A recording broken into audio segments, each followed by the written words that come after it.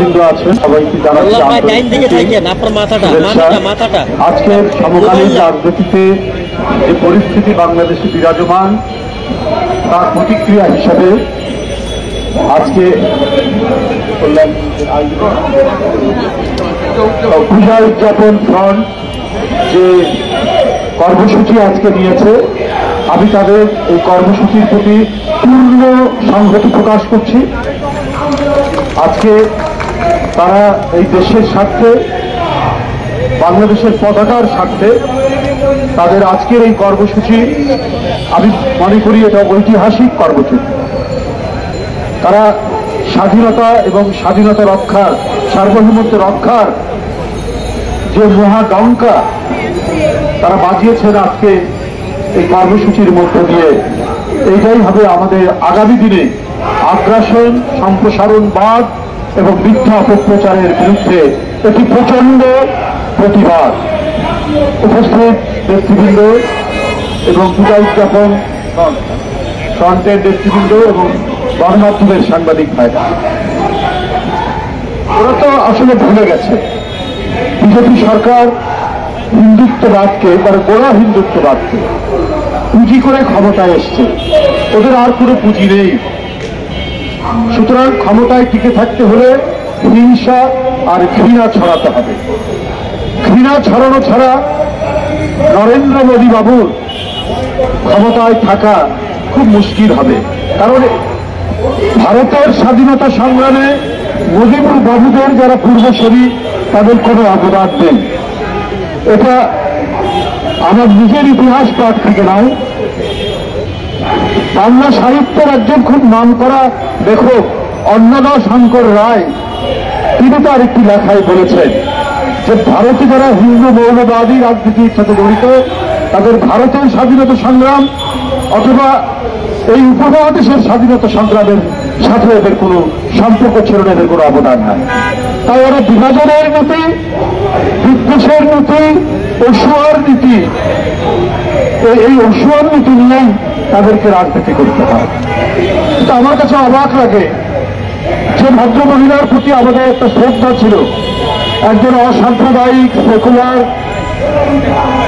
মহিলা হিসাবে আমরা যে রাজনীতিবিদকে চিনতাম, তাকেও মনে হলো উনি মুখে রাজনীতির জন্য হয়তো অসাম্প্রদায়িকতার কথা বলতেন অথবা সেকুলারিজমের বা ধর্মনিরপেক্ষতার কথা বলতেন, কিন্তু ওনার গভীরে ছিল দারুণভাবে কট্টর হিন্দুত্ববাদ। আর যে কোনো ধর্মীয় বা যে কোনো আদর্শের কট্টরবাদ,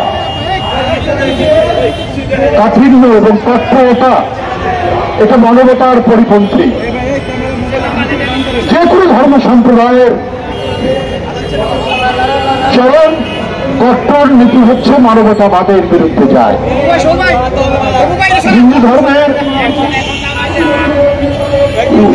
উপনিষদের যে বাণীগুলো রয়েছে সেই বাণী আমরাও পাঠ করি।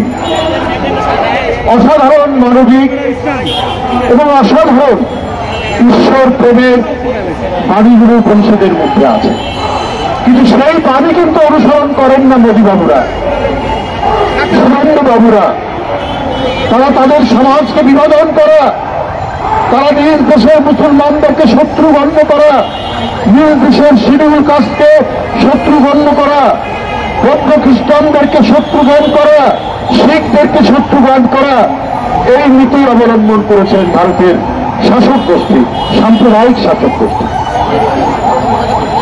তাদের দলের কোরাসের সাথে মিল রেখে এখন কথা বলছেন মমতা ব্যানার্জি, যাকে আমরা মনে করতাম এই অঞ্চলের একজন অসাম্প্রদায়িক রাজনীতিবিদ, কিন্তু তিনিও নন।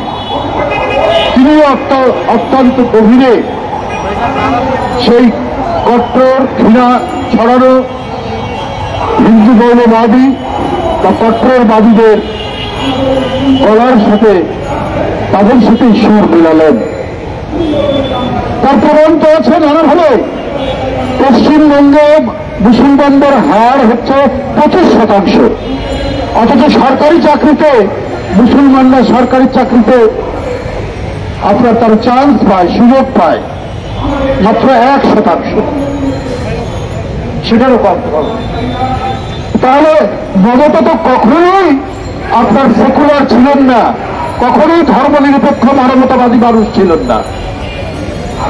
আমরা জোর গলায় বলতে পারি, বাংলাদেশের মানুষ আমরা যে যাই রাজনীতি করুক, এক শেখ হাসিনা ছাড়া যে যাই রাজনীতি করুক, আমরা অন্য ধর্মের প্রতি ঘৃণা ছড়ানো, বিদ্বেষ পোষণ করা, এইটা আমরা কখনোই করিনি।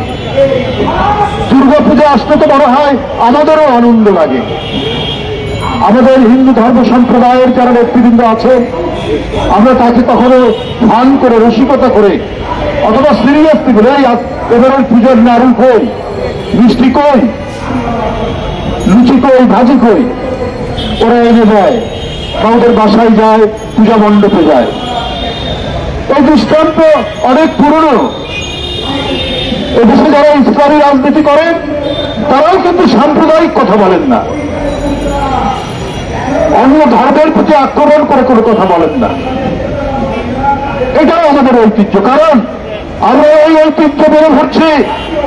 যখন বাংলার স্বাধীনতার জন্য নবাব সিরাজউদ্দৌলা লড়াই করছেন, তার প্রধান সেনাপতি মোহনলাল একজন হিন্দু, হিন্দু মুসলমান একসাথে ব্রিটিশ বিরোধী লড়াইয়ের ঐতিহ্য এই বাংলার নবাব থেকে শুরু করে আজ পর্যন্ত এই ঐতিহ্য বজায় রয়েছে। হ্যাঁ, বিশ্বাসঘাতক হতে পারে, হিন্দু মুসলমান হতে পারে। মীর জাফর বিশ্বাসঘাতকতা করেছেন, উনি মুসলমান। জগৎ শেখ বিশ্বাসঘাতকতা করেছেন, উনি হিন্দু।